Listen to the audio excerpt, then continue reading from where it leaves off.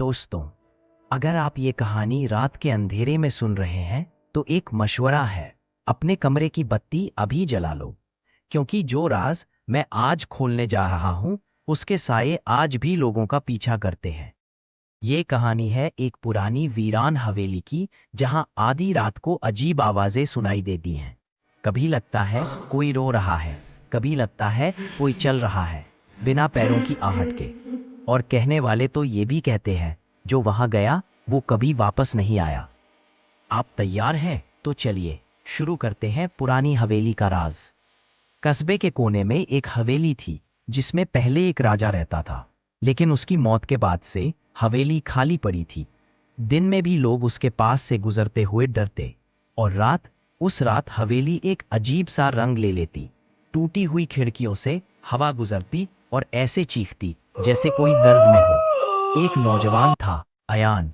उसे अफवाहों पर यकीन नहीं था। उसने अपने दोस्तों से कहा, सब बकवास है, मैं आज रात हवेली में जाऊंगा और सबको साबित करके दिखाऊंगा।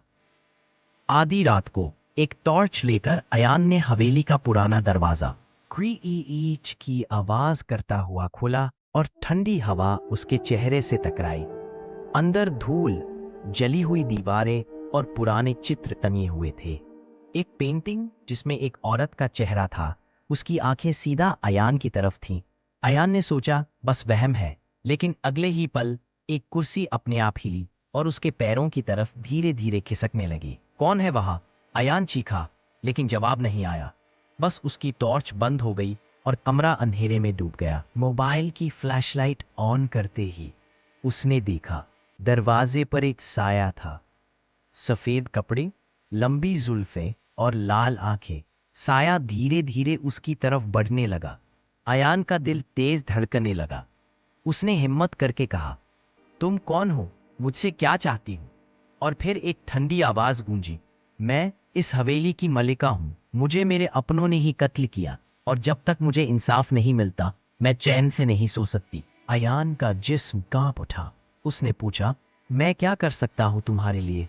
साया चीख कर बोला, मेरे कातिल की तस्वीर दीवार पर है, उसे तोड़ दो, अभी तोड़ दो। अयान ने टॉर्च ऊपर उठाई और दीवार पर लटकी एक पोर्ट्रेट देखी। उसमें एक आदमी का चेहरा था, और वो आदमी कोई और नहीं बल्कि कस्बे के मशहूर बुजुर्ग थे, जो आज भी जिंदा थे। अयान ने हिम्मत करके पोर्ट्रेट उठाया और जमीन पर पटक कर तोड़ दिया। जैसे ही फ्रेम टूटा, पूरी हवेली हिल उठी। दीवारें चीखने लगीं और हवेली के अंदर से एक तेज डरावनी चीख निकली। औरत का साया धीरे धीरे हवा में घुल गया, और पहली बार हवेली की हवा हल्की और सुकून भरी महसूस होने लगी। सुबह होने तक अयान घर वापस आया। उसने सबको सच बताया, लेकिन लोग हंस पड़े, तुम्हें सपना आया होगा। लेकिन दोस्तों, असली राज अभी बाकी था। कुछ देर बाद खबर आई, उस बुजुर्ग की मौत उसी रात हो गई थी।